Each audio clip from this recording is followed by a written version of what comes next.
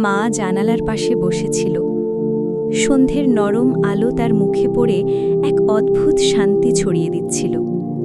হঠাৎ মেয়েটা এসে মায়ের কাঁধে মাথা রাখল, নরম গলায় বলল, মা, একটা কথা বলি।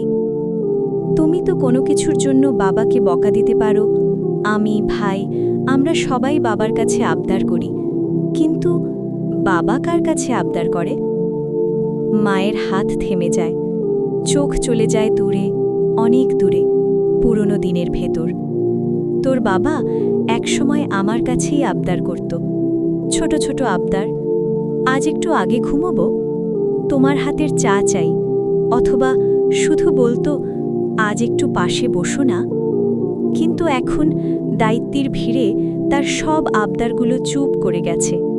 এখন সে কিছু চায় না, শুধু চায় আমরা ভালো থাকি।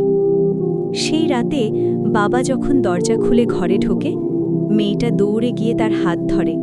বাবা, আজ কোথাও যেও না, আজ আমরা একসাথে বসে গল্প করব। বাবা একটু হেসে বলে, আজ তো আমার সব আবদার পূরণ হয়ে গেল। ভালোবাসা সবসময় বড় কিছু না, কখনো কখনো একটা তুমি কেমন আছো এই প্রশ্নটাই হয়ে যায় কারো জীবনের সবচেয়ে বড় চাওয়া।